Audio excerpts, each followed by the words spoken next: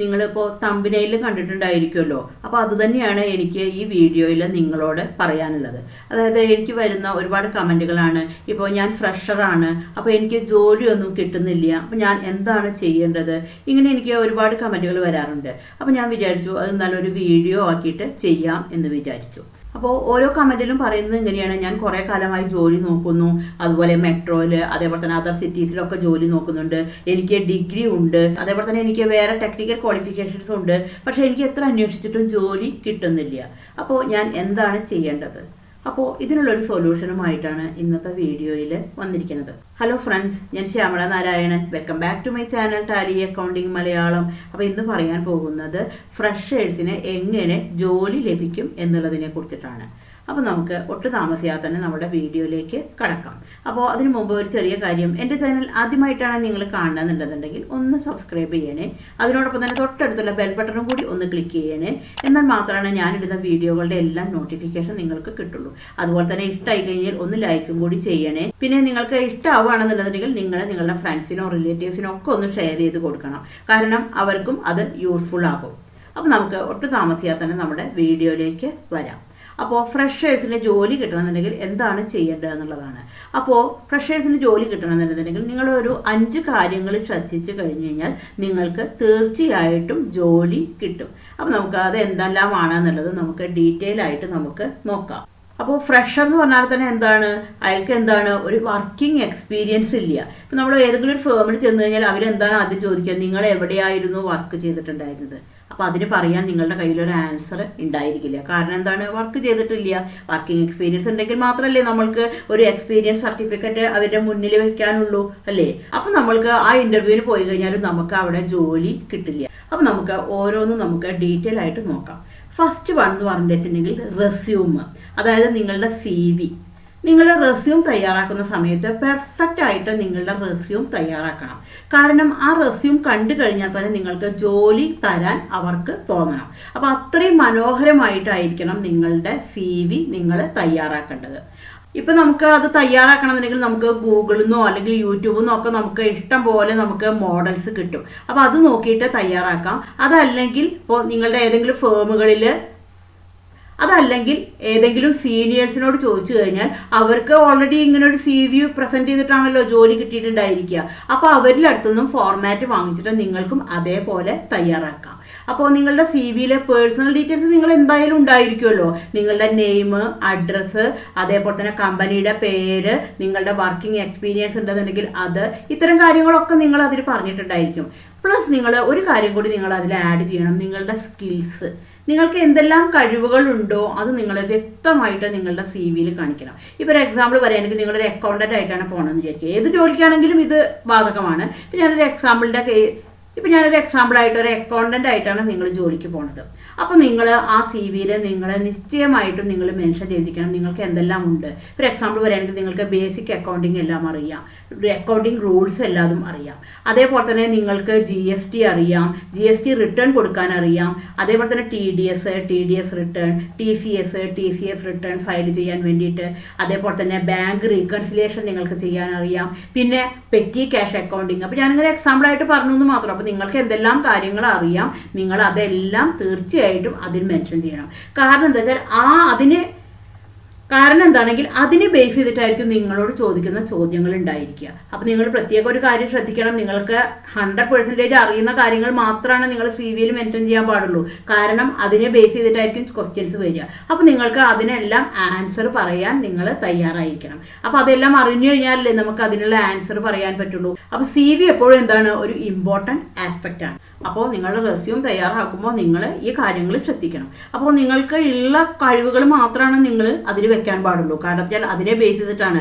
അല്ലാതെ നമുക്ക് ജോലി കിട്ടാൻ വേണ്ടിയിട്ട് നമുക്ക് ഒരുപാട് കാര്യങ്ങൾ നമ്മളെ വലുതാക്കി കാണിച്ചുകൊണ്ടുള്ള കാര്യങ്ങൾ കാണിച്ചു കഴിഞ്ഞാൽ നിങ്ങൾ പെടും. അപ്പോൾ നിങ്ങൾക്ക് എന്തൊക്കെയാണ് അറിയണത് ആ അറിയുന്ന കാര്യങ്ങൾ നിങ്ങൾക്ക് ധൈര്യമായിട്ട് നിങ്ങളുടെ റെസ്യൂമിൽ കാണിക്കാം. സെക്കൻഡ് പോയിന്റ് എന്ന് പറഞ്ഞു കഴിഞ്ഞാൽ ഏറ്റവും ഇമ്പോർട്ടൻ്റ് ആണ് ഹാർഡ് വർക്ക്. അപ്പോൾ നിങ്ങൾക്കൊരു ജോലി കിട്ടണമെന്നുണ്ടെങ്കിൽ നിങ്ങൾ ഹാർഡ് വർക്ക് തന്നെ ചെയ്തിരിക്കണം. അപ്പോൾ മാത്രം തന്നെയാണ് നിങ്ങൾക്ക് ജോലി കിട്ടുള്ളൂ. അതായത് ഇപ്പോൾ നിങ്ങളുടെ ഒരു ഡിഗ്രി ചിലപ്പോൾ കോമേഴ്സ് ബേസ്ഡ് അല്ല എന്ന് വിചാരിക്കുക, നിങ്ങളൊരു ആർട്സോ സയൻസോ ആണ്, പക്ഷേ നിങ്ങൾക്കൊരു അക്കൗണ്ടന്റ് ജോലിക്ക് പോകാൻ തയ്യാറാണെന്നുണ്ടെങ്കിൽ നിങ്ങൾ തീർച്ചയായിട്ടും നിങ്ങൾക്ക് ഹാർഡ് വർക്ക് ചെയ്തു കഴിഞ്ഞാൽ തീർച്ചയായിട്ടും നിങ്ങൾക്ക് അക്കൗണ്ടന്റ് ആയിട്ട് തന്നെ ജോലി കിട്ടും. അപ്പോൾ നിങ്ങൾ എന്താണ് അക്കൗണ്ടിങ് പഠിക്കണം. അപ്പോൾ ഒരു ഇൻസ്റ്റിറ്റ്യൂട്ടിലോ അല്ലെങ്കിൽ ഇപ്പോൾ ഇന്ന് യൂട്യൂബിൽ ഒരുപാട് വീഡിയോസ് ഉണ്ട്. അപ്പോൾ നിങ്ങൾക്ക് അക്കൗണ്ടിങ് ബാക്ക്ഗ്രൗണ്ട് ഇല്ലെങ്കിൽ കൂടി തന്നെ നിങ്ങൾക്ക് അക്കൗണ്ടിങ് എളുപ്പത്തിൽ നിങ്ങൾക്ക് പഠിച്ചെടുക്കാം. ഇപ്പോൾ ഒരുപാട് ഫേമുകളിൽ അവിടെയെല്ലാം സീനിയർ മോസ്റ്റ് പൊസിഷനുകളിൽ നോൺ കോമേഴ്സ് ആയിട്ടുള്ള ആൾക്കാർ വർക്ക് ചെയ്യുന്നുണ്ട്. കാരണം അവരെന്താണ് അക്കൗണ്ടിങ് അവരെന്താണ് പഠിച്ചെടുത്തു. അവരുടെ ഡിഗ്രി എല്ലാം കഴിഞ്ഞതിന് ശേഷം അവർ അക്കൗണ്ടിങ് പഠിച്ചെടുത്ത് അതിന് ശേഷമാണ് അവിടെ ജോലി ചെയ്യണത്. അപ്പോൾ നിങ്ങൾക്ക് എന്താ വെച്ചാൽ നിങ്ങൾക്ക് പേടി ഉണ്ടാവാൻ പാടില്ല.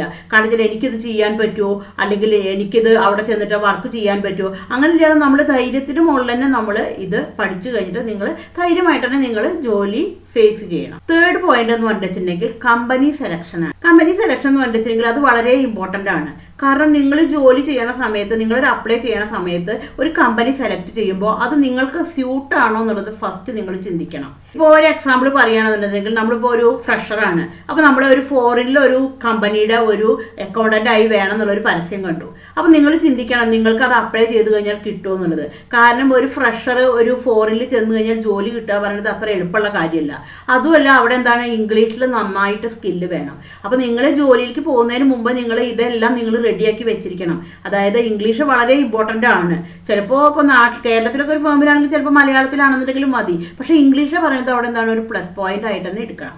അപ്പോൾ നിങ്ങൾ ജോലി ചെയ്യാൻ പോകുന്ന കമ്പനി സെലക്ഷൻ വളരെ ഇമ്പോർട്ടൻ്റ് ആണ്. അപ്പോൾ ആദ്യം എപ്പോഴും നമുക്ക് നല്ലത് നമ്മളെപ്പോഴും ഒരു ചെറിയ ഫേമിൽ നിങ്ങൾ നിൽക്കണമെന്നാണ്. എന്നിട്ട് നിങ്ങൾക്ക് അവിടുന്ന് പടിപടിയായിട്ട് നിങ്ങൾക്ക് ഉയരാൻ പറ്റും. ഇപ്പൊ ചില ആൾക്കാരുണ്ട് ഏതെങ്കിലും ഒരു ചെറിയ ജോലിയാണെങ്കിൽ അവരത് ചെയ്യില്ല.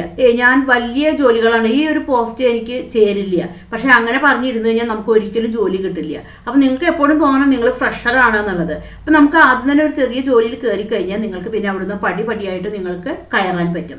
അപ്പൊ നമ്മൾ ആദ്യം എന്താണ് ഏത് ജോലിയാണെന്നുണ്ടെങ്കിലും നിങ്ങൾക്ക് വലിയ കുഴപ്പമില്ലാന്ന് തോന്നുകയാണെങ്കിൽ നിങ്ങൾ ഉടൻ തന്നെ ജോയിൻ ചെയ്യാണ് വേണ്ടത്. ആദ്യം തന്നെ വലിയ അതിലേക്ക് പോകാൻ നോക്കരുത്. ഇപ്പൊ പണ്ടുള്ള ആൾക്കാർ പറയും ഇരുന്നിട്ട് കാല് നീട്ടുക എന്ന് പറയും. അതാണ് വളരെ ശരി. നമുക്ക് ആദ്യം നമുക്കൊരു സ്പേസ് നമ്മൾ ഉണ്ടാക്കിയെടുക്കണം. എന്നിട്ട് നമുക്ക് അവിടുന്ന് പടിപടിയായിട്ട് നിങ്ങൾക്ക് ഉയരാൻ പറ്റും. ഫോർത്ത് പോയിന്റ് എന്ന് പറഞ്ഞിട്ടുണ്ടെങ്കിൽ ജോബ് പ്രൊഫൈലാണ്. അതായത് ജോബ് പ്രൊഫൈൽ എന്ന് പറഞ്ഞാൽ ഇപ്പോൾ നമ്മൾ ജോലി ചെയ്യാൻ പോകുന്ന കമ്പനിയുടെ ഒരു നേച്ചർ നമ്മൾ അറിഞ്ഞിരിക്കണം. അപ്പോൾ എന്താ വെച്ചാൽ നമുക്ക് ഈ ജോബ് പ്രൊഫൈൽ നമുക്ക് ഈസി ആയിട്ട് അറിയാൻ പറ്റും. എങ്ങനെയാണെന്ന് വെച്ചിട്ടുണ്ടെങ്കിൽ ഇപ്പോൾ നമ്മളിപ്പോൾ ഇന്നിപ്പോൾ ധാരാളം ഈ പ്രൈവറ്റ് എംപ്ലോയ്മെൻറ്റ് എക്സ്ചേഞ്ചുകളൊക്കെ ഉണ്ട്. കാരണം ജോലി കൊടുക്കാൻ വേണ്ടിയിട്ടുള്ള ഒരുപാട് വ്യവസായ സംരംഭങ്ങളൊക്കെ ഉണ്ട്. അപ്പോൾ അവർ നമ്മളെ എന്താണ് കോൺടാക്ട് ചെയ്യുക. അപ്പോൾ നമ്മൾ നമ്മുടെ ഡീറ്റെയിൽസ് അവിടെ കൊടുത്ത് രജിസ്റ്റർ ചെയ്ത് കഴിഞ്ഞാൽ അവർ നമ്മളെ വിളിക്കും. അപ്പോൾ എന്ന് വെച്ചാൽ ഇന്ന കമ്പനികളിൽ ജോലി ഉണ്ടെന്ന് പറഞ്ഞിട്ട് അപ്പോൾ നമുക്ക് അവരോട് ചോദിക്കാം ആ കമ്പനിയുടെ ജോബ് പ്രൊഫൈൽ എന്താണെന്നുള്ളത്. അപ്പോൾ അവർ അത് പറഞ്ഞുതരും. അവിടെ ഇന്ന കാര്യങ്ങളൊക്കെയാണ് ചെയ്യാറുള്ളത്. അവർ GSTയുടെ കാര്യങ്ങൾ ചെയ്യാനുണ്ട്, അതേപോലെ തന്നെ ബാങ്ക് റിക്കൺസിലിയേഷൻ ചെയ്യാനുണ്ട്. കാരണം അവർക്ക് അറിയാമല്ലോ അവിടെ എന്തൊക്കെയാണ് ചെയ്യണമെന്നുള്ളത്. അപ്പോൾ എന്താ വെച്ചാൽ നമുക്ക് അത് നോക്കി പഠിച്ചു പോയി കഴിഞ്ഞാൽ നമുക്ക് ഇന്റർവ്യൂ നമുക്ക് ധൈര്യമായിട്ട് ഫേസ് ചെയ്യാൻ പറ്റും. കാരണം ഇപ്പോൾ ഒരു ഫേം ഒരു എംപ്ലോയിയെ ഹയർ ചെയ്യാൻ ഉദ്ദേശിക്കുന്നുണ്ടെന്നുണ്ടെങ്കിൽ അവർക്ക് എന്താണ് ആ എംപ്ലോയിക്ക് ഈ ഫേമിൽ നടക്കുന്ന കാര്യങ്ങളെല്ലാം അറിഞ്ഞിരിക്കണം. അത് മാത്രമായിരിക്കുമല്ലോ അവരുടെ ഡിമാൻഡ് ഉണ്ടായിരിക്കുക. അപ്പോൾ എന്താണ് അവർ അതിനെ ബേസ് ചെയ്തിട്ടായിരിക്കും ക്വസ്റ്റ്യൻസ് ചോദിക്കുക. അപ്പോൾ നമുക്ക് അതിനെ ബേസ് ചെയ്തിട്ടുള്ള കാര്യങ്ങളെല്ലാം നമുക്ക് പഠിച്ചു കഴിഞ്ഞിട്ട് നമുക്ക് ആ ഇന്റർവ്യൂ നമുക്ക് ഫേസ് ചെയ്യാൻ പറ്റും. ഫിഫ്ത്ത് പറഞ്ഞ ഏറ്റവും ഇമ്പോർട്ടൻ്റ് ആണ് ഹൗ ടു ഫേസ് ഇന്റർവ്യൂ. അത് വളരെ കുഴഞ്ഞ ഒരു കാര്യമാണ് അല്ലേ. എല്ലാവർക്കും അത് എല്ലാ കാര്യങ്ങളും അറിയാം. പക്ഷെ എന്താ വെച്ചാൽ അവർക്ക് ഇന്റർവ്യൂവിന് പോകുന്ന സമയത്ത് അവർക്ക് ആകെ വിയർത്തു ആകെ ദായും അവർ ചോദിക്കുന്ന ചോദ്യങ്ങൾക്കൊന്നും നേരാവണ്ണം അവർക്ക് ഉത്തരം പറയാൻ പറ്റില്ല. അപ്പം എന്താണ് അവർക്ക് ജോലി കിട്ടില്ല. അവർക്ക് എല്ലാം അറിയാം പക്ഷെ എന്താണ് ജോലി അവർക്ക് കിട്ടില്ല. ഇപ്പോൾ ചെറിയ ഫേമുകളിലൊക്കെ ആണെങ്കിൽ അവിടെ ഇപ്പോൾ നമ്മൾ ചെന്നു അപ്പോൾ അവർ നമ്മളോട് കുറച്ച് ക്വസ്റ്റ്യൻസ് പേഴ്സണൽ ഡീറ്റെയിൽസ് ഒക്കെ ചോദിച്ചു. അപ്പോൾ നമ്മളെ കുറിച്ചിട്ടൊന്ന് ഡിസ്ക്രൈബ് ചെയ്യാൻ പറഞ്ഞു. അപ്പോൾ നമ്മുടെ പേര്, നമ്മൾ എന്താണ് ചെയ്യണത്, നമ്മൾ വേറെ എവിടെയെങ്കിലും ജോലി ചെയ്തിട്ടുണ്ടെങ്കിൽ അതിൻ്റെ ഡീറ്റെയിൽസ് പറയാം. അത് കഴിഞ്ഞാൽ പിന്നെ സാലറിയുടെ നെഗോഷ്യബിൾ ചോദിക്കും. അപ്പോൾ അതെല്ലാം ചോദിച്ചു കഴിഞ്ഞിട്ട് അവർ ഓക്കെ ആണെന്നുള്ളതുണ്ടെങ്കിൽ അവർ അപ്പം തന്നെ പറയും, അല്ലെങ്കിൽ ഇൻഫോം ചെയ്യാമെന്ന് പറയും. ഇനി ഇതിലും കുറച്ചും കൂടി ഉയർന്നു കഴിഞ്ഞിട്ടുണ്ടെങ്കിൽ പിന്നെ അവിടെ ഇൻ്റർവ്യൂകളുടെ തലങ്ങൾ മാറിക്കൊണ്ടിരിക്കും.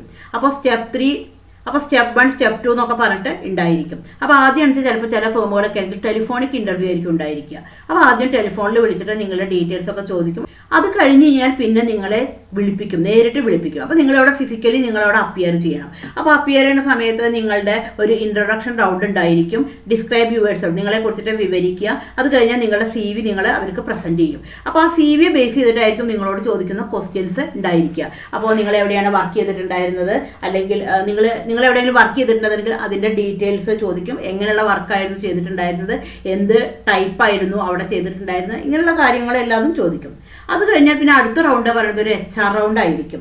അപ്പോൾ അതിലാണെന്നുണ്ടെന്നുണ്ടെങ്കിൽ നമുക്ക് ഇൻട്രൊഡക്ഷൻ റൗണ്ട് ഉണ്ടായിരിക്കും, പ്ലസ് എന്താണ് ടെക്നിക്കൽ റൗണ്ട് ഉണ്ടായിരിക്കും. അതായത് ഇപ്പോൾ നിങ്ങളിപ്പോൾ അക്കൗണ്ടൻ്റ് ആയിട്ട് പോകുകയാണെന്നുണ്ടെങ്കിൽ നിങ്ങൾക്ക് മാനുവലി നിങ്ങൾക്കൊരു വർക്ക് തരും, അതേപോലെ തന്നെ ടാലിൽ നിങ്ങൾക്കൊരു വർക്ക് തരും. അപ്പോൾ നിങ്ങൾക്ക് ആ വർക്ക് നിങ്ങൾ സോൾവ് ചെയ്തിട്ട് കൊടുക്കണം. ഒരു പ്രോബ്ലം ആയിരിക്കും ഉണ്ടായിരിക്കുക. അപ്പോൾ അതിൽ നിന്ന് അവർക്ക് നിങ്ങളുടെ സ്കിൽസ് നിങ്ങൾക്ക് അറിയാൻ പറ്റും.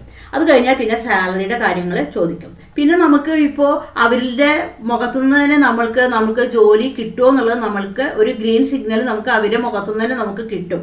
അപ്പോൾ അത് കിട്ടിക്കഴിഞ്ഞാൽ പിന്നെ നിങ്ങൾ ഡിസിഷൻ എടുക്കണം. നിങ്ങൾക്ക് ഈ ജോലി സ്യൂട്ടാണോ എന്നുള്ളത് നിങ്ങളാണ് തീരുമാനിക്കേണ്ടത്. അപ്പോൾ അത് കഴിഞ്ഞ് കഴിഞ്ഞാൽ നമുക്ക് തന്നെ ഏകദേശം ഒരു ഐഡിയ കിട്ടും. അത് കഴിഞ്ഞാൽ പിന്നെ അവർ വിളിക്കാമെന്ന് പറയും. അപ്പോൾ ഇങ്ങനെയാണ് ആ ഒരു ഇൻ്റർവ്യൂവിൻ്റെ കാര്യങ്ങൾ വരിക. അപ്പോൾ ഇത്ര കാര്യങ്ങൾ ശ്രദ്ധിച്ചു കഴിഞ്ഞാൽ നിങ്ങൾക്ക് തീർച്ചയായിട്ടും നിങ്ങൾക്ക് ജോലി കിട്ടും. അപ്പോൾ നിങ്ങൾ പേടിക്കാതെ എല്ലാറ്റിനെയും ഫേസ് ചെയ്യുക. ഇൻ്റർവ്യൂ ഒക്കെ ആണെങ്കിൽ നിങ്ങൾ അവിടെ കറക്റ്റ് സമയത്തിന് തന്നെ എത്താൻ ശ്രമിക്കുക. കാരണം ഒരു അരമണിക്കൂർ മുമ്പോ അല്ലെങ്കിൽ ഒരു 15 മിനിറ്റ് മുമ്പെങ്കിലും എത്തുക. കാരണം വെച്ചാൽ ഇപ്പോൾ ട്രാഫിക് പ്രശ്നങ്ങൾ അങ്ങനെയൊക്കെ ഉണ്ടായിരിക്കുമല്ലോ. അപ്പോൾ നിങ്ങൾ പോകുന്ന സമയത്ത് ഭയങ്കര വേർത്തിട്ടൊക്കെ കുളിക്കുകയാണെങ്കിൽ നിങ്ങൾക്ക് അറിയുന്ന കാര്യങ്ങൾ തന്നെ നിങ്ങൾക്ക് അവിടെ പ്രസൻറ്റ് ചെയ്യാൻ പറ്റില്ല.